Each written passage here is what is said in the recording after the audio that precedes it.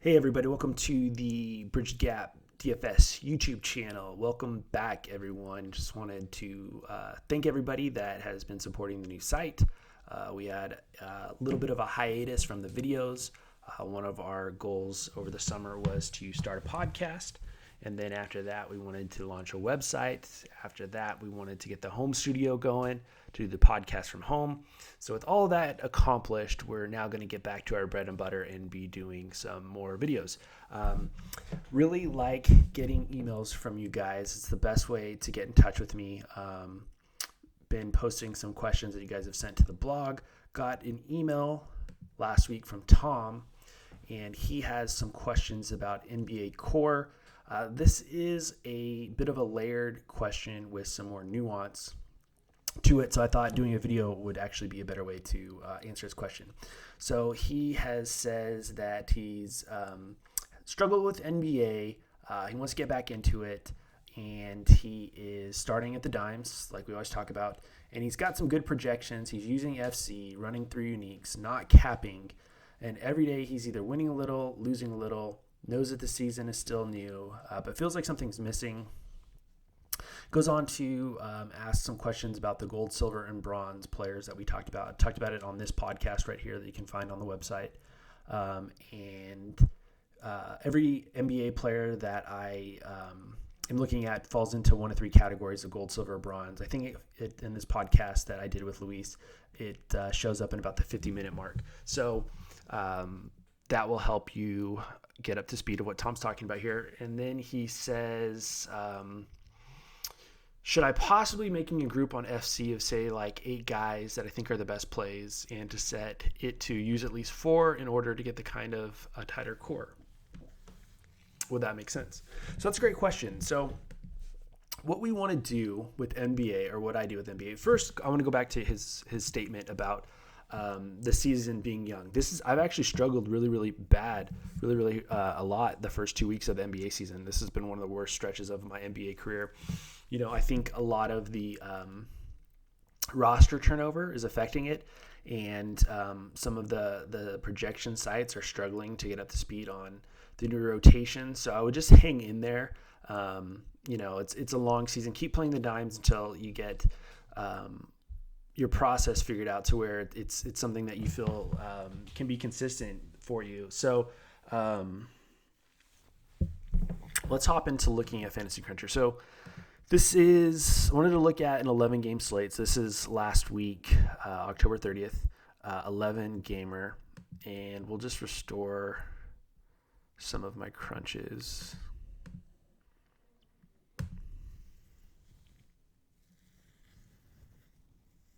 So when I'm looking at a core, I want to focus on this side right here. This view right here is always going to have 10 players. So if you go down the list, it's going to show you your 10 players. When I'm looking at my NBA lineup builds, I want to make sure in Tom addresses, he's not capping. I don't cap in the NBA. That's the one thing that works to my advantage is when other players want to be more spread out, I want to be over the field on everybody. That's how I'm getting my leverage. Just about every single player in my top 10, I will have more of than the field. Most of the time. At least that's what I'm shooting for. So that's what I'm doing for my core. Most of the time, everybody here is going to be over 25%, and the amount of players in my player pool is probably going to be in the 40 to 50 range. So we'll just look at all 4 of these that I ran that day. 45 over 25. 37 over 25. 46 and over 25. So this looks like let's close this one. And let's assume that this was my last crunch of the day before getting into some late swaps. So everybody here is going to be what would I consider my core. And this is all based off of the projections. If you have good projections, your core should come out organically. So if we go to groups, you're going to see I don't run any groups. I didn't have any groups. Because what I really want to be able to do is to just trust the projections. Now, use a baseline projection, and then I make my own adjustments. So if we go to Fantasy Cruncher and scroll all the way to the right, there's a value section. So if you look at the value, the optimizer is going to be building off of what it feels is the best values. So if you look at the best values, you're going to see that a handful over here over 25, which are going to be in my core.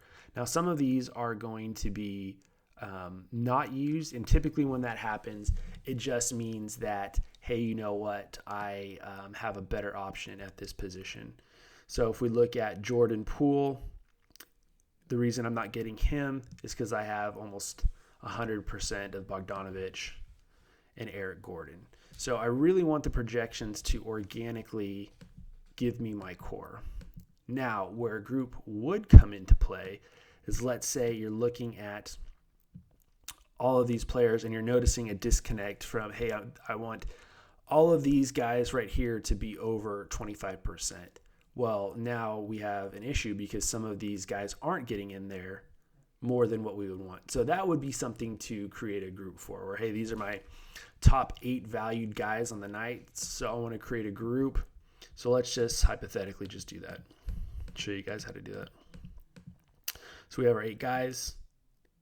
You unselect everybody, and then you click them individually, and then you go add select to a group, and we will always click save, and then we'll just call this October 30th value group. And we want to use at least 4 of these guys per lineup. So that's how you can ensure to get a nice balance of all of these guys if there is a disconnect here. I've just had enough experience to just let this happen organically. So my, pinnacle or nirvana or whatever you want to call it, my goal for NBA DFS is I really want this tight core of guys that show up projection based, and we're just getting all the best values on the night. Now, this night didn't work out very well because Karl Anthony Towns got into the scuffle with Joel Embiid, and so my night was pretty much over because of that. But if we look at some of the other guys that did fairly well for us, Noel was, I am not afraid to have a guy like this in 100% of my lineups. He was starting because Steven Adams was out. And here's the bottom line is, let's say he didn't get to 40 points and he had a subpar game but got to 15 points. So that's almost 5x. He's not going to kill you. It's going to be tough to win tournaments with that type of output, but you should be able to enough to get some cash back. Some of the other guys, did really well. Tatum had a good game. Booker was okay. Bogdanovich, all right. Healed, I don't remember what he did.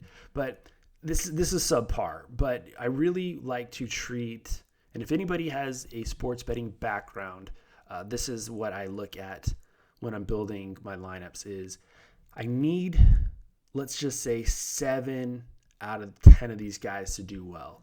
So if we're building like a parlay card, and the more teams you add, the bigger the payout gets. And that's going to be very similar here with DFS, is the more of these guys hit, the more I stand to make money. And anytime that any of these guys does anything, chances are it's going to be moving the needle because I have more of them than most people.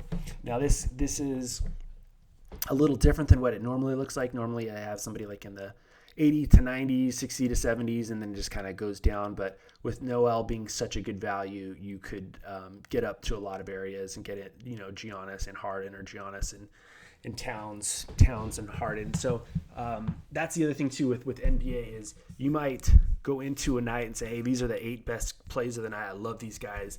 And then all of a sudden we have something like this where Steven Adams is announced out about an hour before lock, and all of a sudden Nerlens Noel becomes an undeniable play. So if you're new to NBA DFS, you're getting back into it, you are really going to do yourself a lot of favors if you can get comfortable with embracing the risk of being able to go all in and heavy on some of these guys. Other content producers will tell you not to do that, and I can't speak for that. All I can speak to is what works for me, and I really like the tight core all-in approach. That way, when I am right, it moves the needle quite a bit to make up for the nights that I'm not right. If you wanted to handpick your core, the other thing that you have to be considered or be thinking about is what the butterfly effect can have on your build. So let's say, for instance, we decided, hey, we've got Nerlens Noel, so we're going to lock him in, and we're going to lock in Giannis and Cat. And that just sounds so awesome. These lineups have so much upside. And then we have something where Giannis has, somewhat of a pedestrian game. Cat gets ejected. Your night's over. So not locking players or not forcing things in can allow you to have a little bit more fluidity where you take yourself out of the process. I always want to take my emotions out of it. Almost every single day I'm talking with other players about, who did you end up with tonight? And there's always like 4 or 5 guys that I'm just like, I hate playing this guy in my lineup. But more often than not, he's going to burn me. But the times that I go back to that player when no one else has are the times that I'm going to be able to make the biggest profit. So you really have to get past the loss aversion. And that's why what you're doing with sticking to the dimes and starting small and taking some time to experiment to figure this out is what's going to really, really help you. So the groups idea, I love it. I think it's a great idea. I always want to encourage you guys to do what works best for you. This is what I do to get my core. I don't think there's a right or a wrong answer. I know that there's a lot of guys that are very successful utilizing groups more than I do, and that's phenomenal. And so I would encourage you to continue to tinker with that. Just know what can happen as you are moving pieces around in your puzzle, that they might not fit the way that they should for the night, but that doesn't mean that that's not the right way to go, because I fail all the time in the NBA. About half, 40% to 60% of the time I'm going to be losing. So what I'm doing is the wrong answer for that night's puzzle. So I highly encourage you to put in the time to study and go back. And, we're in Lineup Rewind right now on Fantasy Cruncher. It's a free service. You have free access to it. So go crazy, mess with your uniques.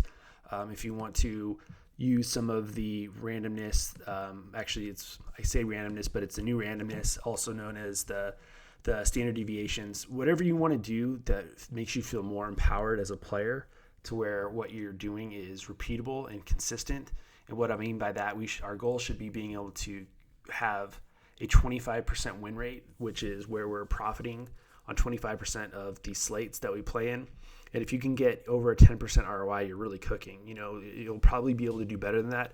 But a 25% win rate and a 10% ROI is a great goal to shoot for.